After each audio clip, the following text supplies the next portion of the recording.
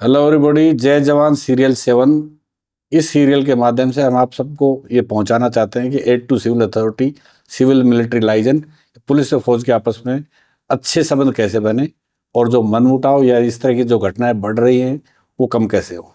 Thank you. जय हिंद साथियों, आज एक विशेष टॉपिक पर जो कि बहुत ही चर्चित है और इम्पोर्टेंट है, उस पर डिस्कशन के लिए आज के हमारे मुख्य अतिथि हैं कर्नल रण सिंह डोडी साहब। सर, आपका बहुत बहुत स्वागत है। Thank you sir, colonel Pushpendra Singh के साथ जो मारपीट हुई थी उसमें एक बहुत ही अहम मोड़ आया है, जहां पर हाई कोर्ट ने सीबीआई इंक्वायरी की मांग कर दी है, सीबीआई को इंक्वायरी सौंप दी है। जैसा कि आपको पता है, उनकी तरफ से भी, कर्नल बात की मैसेज की तरफ से भी सीबीआई की मांग की गई थी और आपने भी सीबीआई की मांग की थी। आपने सुप्रीम कोर्ट तक भी लेटर लिखा था। आप इसको किस तरीके से देखते हैं, ये जो डेवलपमेंट हुआ है? अगर आप स्टार्टिंग से शुरू करें तो इस केस में बहुत सी चीज़ें ऐसी हैं जो होनी चाहिए थी नहीं हुई, और जो नहीं होनी चाहिए थी वो हुई। जैसे सबसे पहले जैसे मारपीट हुई थी, उसके बाद में कर्नल साहब ने या उसके परिवार ने तुरंत ही पुलिस स्टेशन को इन्फॉर्म किया था। CRPC 154, when a cognizable offence brought to the notice of the in-charge police station, he is duty bound to immediately register FIR and investigate। वो SHO साहब फेल हो गए।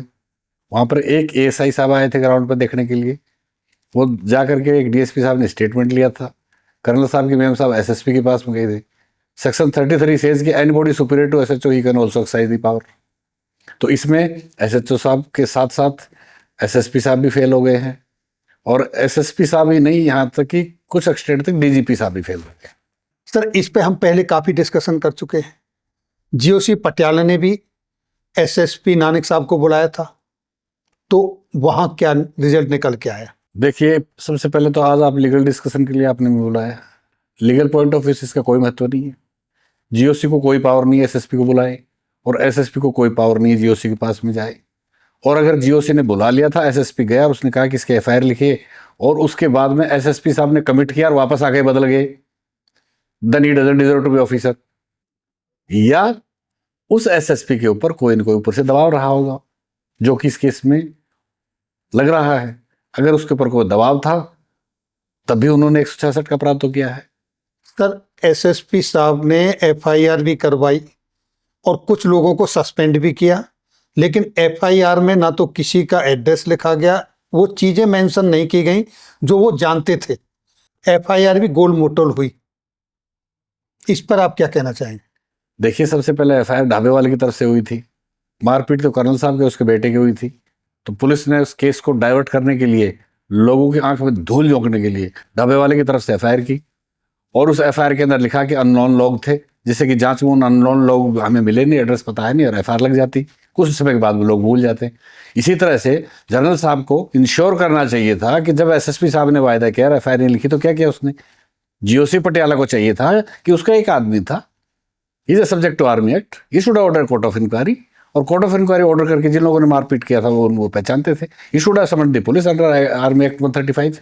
उनको समन करता, बुलाता, उनको दोषी घोषित करता, उस कोर्ट ऑफ इंक्वायरी की लीगल बाइंडिंग को गवर्नमेंट को भेजता, और सेंट्रल गवर्नमेंट स्टेट गवर्नमेंट को लिखती। तो सब के सब अरेस्ट हो जाते, FIR हो जाती, और ये ट्रायल के बाद जेल चले जाते, because this is welfare offence. Sir, ऐसा भी सुनने में आया है कि इस केस में DGP साहब ने गवर्नर साहब को भी मिसलीड किया है। क्या आप इसमें क्या देखते हैं? क्या ये सच्चाई हो सकती है? अगर आपके नॉलेज में ये है और सभी मानते हैं कि DGP साहब ने गवर्नर साहब को मिसलीड किया, तो इससे एक बात तो स्पष्ट हो जाती है कि जब DGP साहब ही मिसलीड कर रहे हैं गवर्नर को, हेड ऑफ द स्टेट को, तो SSP की क्या गलती है फिर? इसका मतलब ये है कि ये नॉलेज में था DGP के, और SSP के ऊपर दबाव था बेचारे पे, वरना SSP तो काम करता। हालांकि अपराध 166 का भी बरकरार रहता है, लेकिन उसका इंटेंशन ऐसा नहीं था कि वो FIR ना लिखे, उसके ऊपर से प्रेशर था। अब आ जाइए DGP साहब के पास। ऐसा सुनने में आया है, जो एक वीडियो क्लिपिंग थी उसके माध्यम से, और जो हमारा इंटरेक्शन हुआ फैमिली से, कि जब FIR ढाबे वाले की तरफ से, अननोन की तरफ से थी, और कर्नल साहब की FIR नहीं लिखी जा रही थी, तो एक तरफ तो एक्स सर्विसमैन ने धरना दिया था DM साहब को कि आप FIR लिखवाइए, और दूसरी तरफ से वो गवर्नर से मिले थे, तो गवर्नर साहब ने DGP साहब से कहा कि FIR क्यों नहीं लिखी जा रही। तो इस केस में जो मुझे सुनने के लिए आया है, अगर वो सही है, तो DGP साहब ने कहा कि साहब FIR तो लिखी गई है।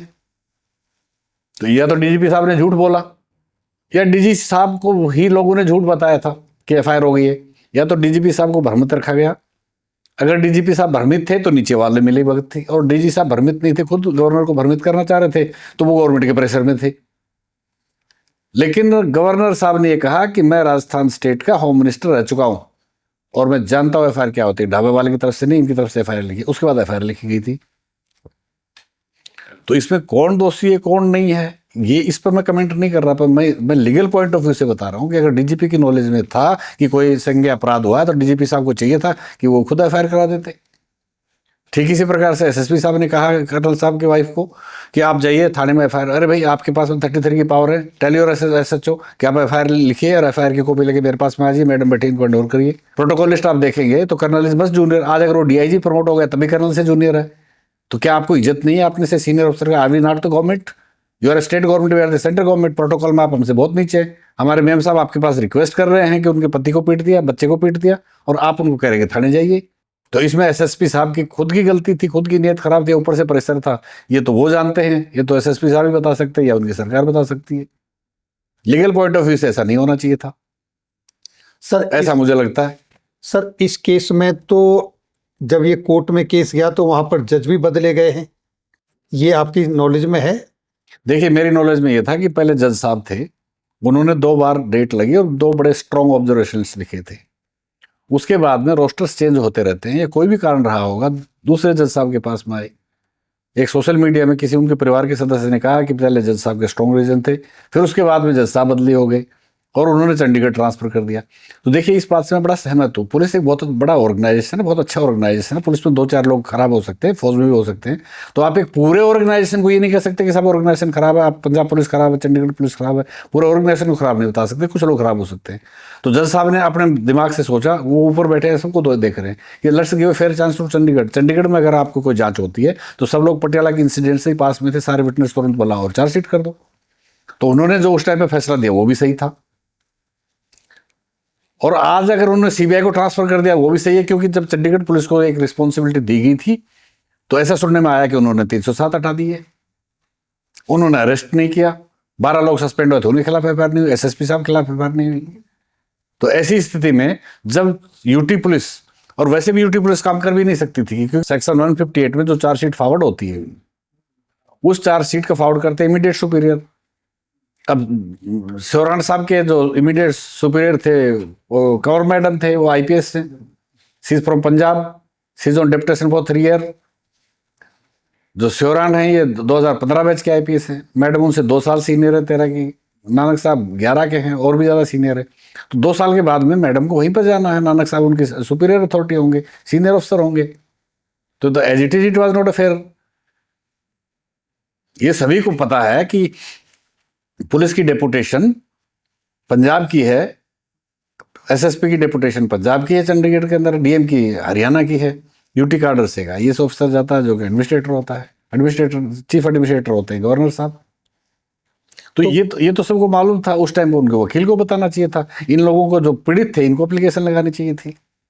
They could have asked this कि साहब ये तो फेयर है नहीं, पर या तो उनको नॉलेज नहीं था, या तो उनके वकीलों को नॉलेज नहीं था, या उनको नॉलेज नहीं था, या वो उसको उस टाइम पर सही नहीं समझते थे, वो उनका अपना विषय है। तो क्या यही सब कारण रहे होंगे कि जिसकी वजह से अब ये केस सीबीआई को रेफर किया गया, या कोई और भी वजह हो सकती है? दो तो जजमेंट में लिखा हुआ है कि साहब आप अरेस्ट नहीं कर पाए, आपने धारा हटा दी है, अभी तक बयान भी नहीं लिया, 4 महीने का टाइम लिया था, तो 4 महीने अगले अगस्त में स्टार्टिंग में ही वो कंप्लीट हो रहे थे, आपने कोई एक्शन लिया ही नहीं है।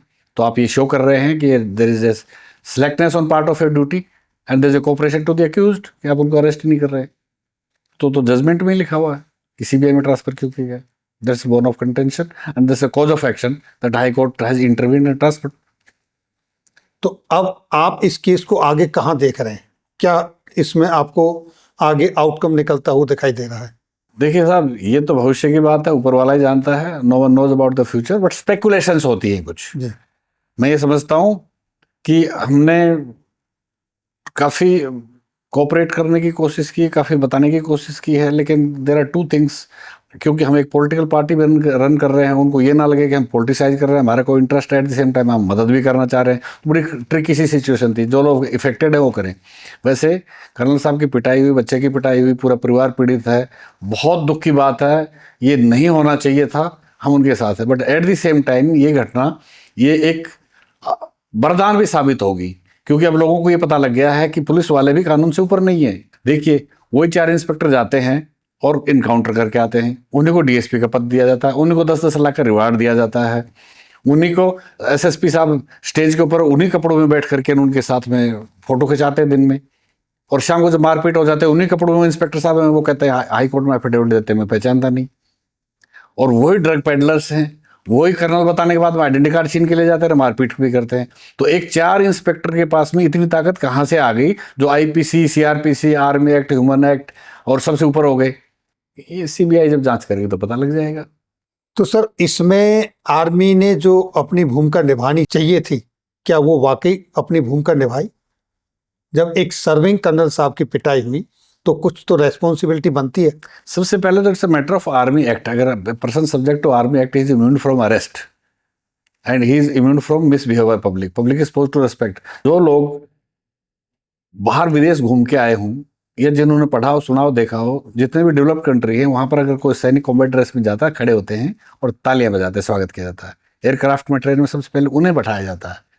ये लोग जो आपकी जान पर खेल कर सीमा पर खड़े होकर सीने पर गोली खाते हैं, आपको सुरक्षित रखते हैं, और आप उनके साथ ऐसा व्यवहार करें तो उचित है ही नहीं। ये तो हो सकता है किसी दुश्मन की गहरी साजिश हो, फौज का मोरल डाउन करना हो, देश को दोबारा टुकड़े करने हो।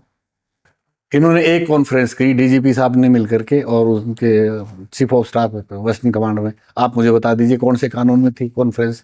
आईपीसी, सीआरपीसी की किस धारा में लिखा है कि कर्नल साहब को ऐसे पीटने के बाद में एफआईआर नहीं लिखी जाएगी? और फिर उसके बाद में जाकर के ना 2 लोग बैठते हैं सीनियर ऑफिसर और वो कुछ एड्रेस कर रहे हैं, पब्लिक को जवाब भी नहीं दे रहे।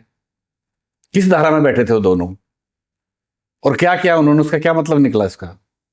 अगर आप लीगल इंटरप्रिटेशन के लिए आपने बुलाया, अगर पूछते हैं तो it was neither required nor any part of law. कानून के हिसाब से it was a big zero. अरे भाई, मारपीट हुई, उनकी एफआईआर करिए, उनकी जांच करिए, जो विधिक कार्रवाई हो कार्रवाई करिए। आप बैठ करके कॉन्फ्रेंस किस बात की कर रहे हैं? अब आपका अगला सवाल था कि हम क्या करेंगे इसमें, क्योंकि अफेक्टेड पार्टी कर्नल बात है।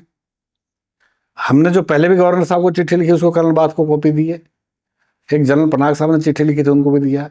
अब हम ये दोबारा एक केस सीबीआई के सामने उठाएंगे।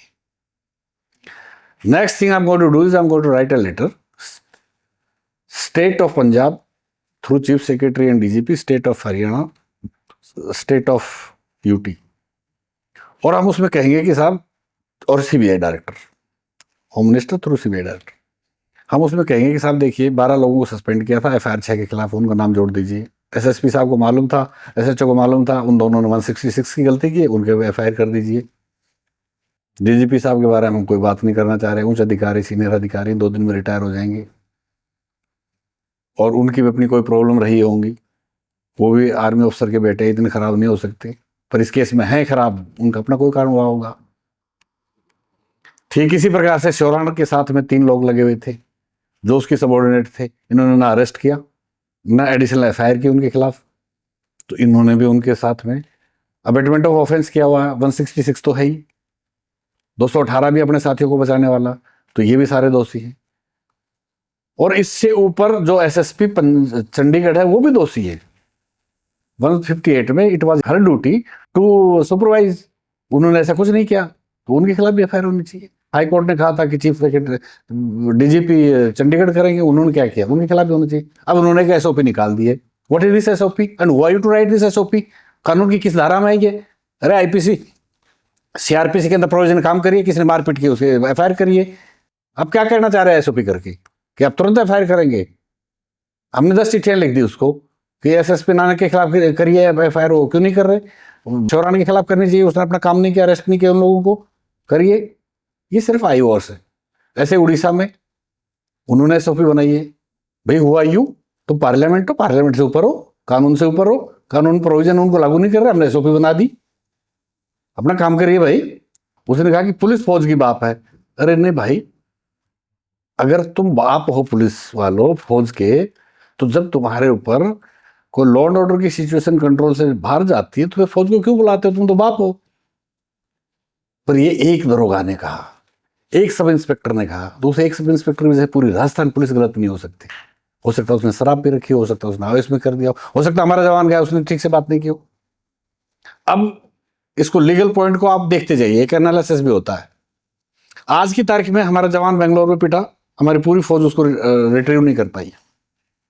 उड़ीसा में हुआ, राजस्थान में हुआ, यहाँ हुआ, अभी रिसेंटली एक कर्नल साहब को पिटाई हुई लखनऊ में हुई है। तो पिछली कुछ दिनों से 3-4 घटनाएं कर्नल और या ब्रिगेडियर पिट रहे उड़ीसा में या राजस्थान में। तो कहीं हमें इंट्रोस्पेक्ट भी करना चाहिए कि क्या हमारे लोग तो बदतमीजी नहीं करते पुलिस के साथ में। सर, अभी आपने हाल ही में एक घटना देखी होगी, ये तो आप 4th क्लास वाले इंस्पेक्टर के और सिपाहियों की बात कर रहे हैं। एक IAS अधिकारी ने किस तरीके से उत्तराखंड में बोला, एक कर्नल इस तरीके से करके संबोधन कर रहे हैं। जगह जगह पर ये घटनाएं हो रही हैं। यहाँ पर ये फेलियर तो कहीं ना कहीं है किसी का। देखिए, अगर किसी आदमी ने किसी के साथ बदतमीजी की है तो वो ये दिखाता है कि उसके क्या कैसे संस्कार हैं, कैसी ट्रेनिंग है, किन लोगों के बीच में रह रहा है, कैसी बात कर रहा है। सम्मान तो सभी का करना चाहिए। सर, अगर पहले और स्टेटस वाइज जाए तो कलेक्टर साहब तो कहीं नहीं लगते। कलेक्टर के ऊपर जब पत्थर पड़ते हैं तो पुलिस बचाती है और उनके सिचुएशन का वो बाहर आते हैं, आर्मी आ जाती है। हम तो अभी सुपीरियर कमांडर्स। कलेक्टर क्या होता है? एक कर्नल बोलने वाला कौन होता है? और वो कर्नल बदतमीज था जो ऐसी बात सुन के चला गया। और प्रोटोकॉल की लिस्ट दिखाई है, हमारे सीनियर ऑफिसर से उसको कैसे टेक ओवर कर रहे। सारी बात यह है कि जो स्टेट एडमिनिस्ट्रेशन है ये CM तक खत्म हो जाता है। हमारा लोग सेंट्रल गवर्नमेंट में है तो सेंटर का स्टेट पे कोई कंट्रोल नहीं है, लॉ एंड ऑर्डर स्टेट के पास में। तो देयर इज अ गैप। तो इसका गैप सिर्फ एक ही तरीके से पूरा हो सकता है, नेशनल कैरेक्टर एंड पेट्रियोटिज्म। इसीलिए हम काम कर रहे हैं, इसलिए पार्टी बना रहे हैं कि हम एक दूसरे का चरित्र अच्छा हो, हम दूसरों की इज्जत करें तो हमारी भी इज्जत होगी। अगर वही कर्नल साहब अगर किसी सब इंस्पेक्टर का ठीक से बात करते तो शायद मारपीट ना होती। मान ले सब इंस्पेक्टर गलत तरीके से आला, मान ले सब इंस्पेक्टर गाली दे रहा है, तुम सर्कमवेंट कर जाते, उस सब इंस्पेक्टर की रिपोर्ट करते, उसको पनिश कराते। तो कर्नल डोडी साहब, आप इस तरीके से सीधे पुलिस को चैलेंज कर रहे हो, पंगा ले रहे हो, कल को आपके अगेंस्ट में या मेरे अगेंस्ट में पुलिस ने कुछ एक्शन लिया तो क्या करेंगे? सबसे पहले बात तो मैं पंगा नहीं ले रहा, सिर्फ न्याय की बात कर रहा हूँ। अगर वो न्याय प्रिय होंगे तो मन ही मन में ये बात समझेंगे कि मैं सही कह रहा हूँ। फिर भी अगर कोई हाई हेडेड जिस तरह से कर्नल साहब को पीटने वाला काम किया, इस तरह से अगर कहीं आपको या मुझे Haryana police, Punjab police, UT police अगर किसी तरह से फंसाने की कोशिश करे, गलत FIR करे या हमें इम्प्लीकेट करने की कोशिश करे, नज़दीक आने की कोशिश करे, तो हमने उसके लिए पहले एक चिट्ठी लिख दी थी president, prime minister, home minister, defence minister, governor और हाई कोर्ट और सुप्रीम कोर्ट कि साहब ऐसा है, protect us from this people because we are fighting for a cause and they might retaliate.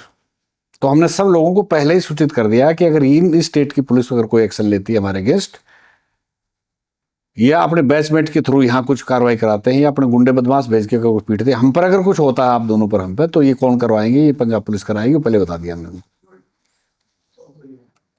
अब वो कर नहीं पाएंगे, उनको मालूम है कि वो जेल चले जाएंगे अगर हमें कुछ किया तो, और कुछ कर भी देंगे तो कोई ना कोई तो शहीद होता है अच्छे काम होने के लिए। पूरे देश में बात पता चल जाएगी कि जो न्याय की आवाज उठाता है उसे दबाया जाता है, तो पूरा देश एक हो जाएगा। उसके बाद वो पुलिस कहाँ जाएगी? कर्नल डोडी साहब, जिस तरीके से आप कानून की बारीकियों को पॉइंट आउट कर रहे हैं, मुझे लगता है या आपको भी लगता है इसका फायदा क्यों ना हमारे जहाँ से एकेडमी से पास होते हैं अपने कमीशन्ड ऑफिसर्स, जहाँ से ट्रेनिंग लेते हैं अपने पुलिस के जवान, पुलिस के अधिकारी, हमारे सोल्जर जहाँ से ट्रेनिंग सेंटर से ट्रेनिंग लेके आते हैं, वहाँ पर आपका कोई लेक्चर दिया जाए, आपकी इस नॉलेज को वहाँ इस्तेमाल किया जाए ताकि आगे चल के इन दोनों के बीच में सद्भाव बना रहे और इस तरह की घटनाएं ना हो। सबसे पहले तो मैं कानून का बहुत बड़ा ख्याता नहीं हूँ, मेरे से ज़्यादा बहुत लोग हैं जो इस दुनिया में कानून जानते हैं, लेकिन मैं एक फील्ड का स्पेशलाइज्ड हूँ जिसमें यह एड टू सिविल अथॉरिटी। मैं उत्तराखंड से लेकर के महाराष्ट्र बॉर्डर तक दो सब एरिया के अंदर रहा और मुझे पुलिस और प्रशासन सभी राइटिंग में रिपोर्ट करते थे। 25-25, 30-30 जिले एट ए टाइम सब एरिया में रहे, तो मुझे नॉलेज है थोड़ा सा। लेकिन मैं अपनी मर्जी से जाके नहीं कह सकता कि मेरा नॉलेज तुम ले लो। जैसे IIM है, मेरा कोर्स मेटा लोग, उसको मालूम है कि मैं ये धक्का खाया हुआ इंसान हूँ, मेरा ये नॉलेज है, दूसरों के काम आना चाहिए। It is his duty to invite me and I am ready to go tell, but I agree with you, जो 550 अफसर आज पास आउट होंगे, अगर मैं उसको IIM में बताता हूँ कि IPC ये है, CRPC ये है, पुलिस ये है, एडमिनिस्ट्रेशन ये है, आप यहाँ हो और आपकी आने वाले जिंदगी में समस्याएं ये आ सकती हैं, उनका समाधान ये होगा, तो ये जो कन्फ्रंटेशन है एडमिनिस्ट्रेशन का, सिविल एडमिनिस्ट्रेशन और मिलिट्री का, ये कम हो सकता है। प्यार की भावनाएं और सौहार्दपूर्ण वातावरण बढ़ सकता है, ये मैं आपसे सहमत हूँ। But I am ready, my services are available, whether it's IMA, OTA, police academy Hyderabad या any institute, if they feel that yes, I am of some use to the nation, to give a aid to civil authority lecture and which will be fruitful for everybody, I am available and I'll be happy to do that. तो साथियों, अभी आपने सुना colonel ढूडी साहब को किस तरीके से उन्होंने बड़ी बखूबी से कहा किसको क्या रेस्पॉन्सिबिलिटी थी, किसको क्या करना चाहिए था, किसने क्या नहीं किया, इस सब पे बड़े खुल के अपने विचार रखे। तो ये थी जानकारी कर्नल बात साहब के केस में जो डेवलपमेंट हुआ है उससे रिलेटेड। फिर मिलेंगे किसी नई जानकारी के साथ। कर्नल साहब, आपका बहुत बहुत धन्यवाद। Thank you. जय हिंद, जय भारत।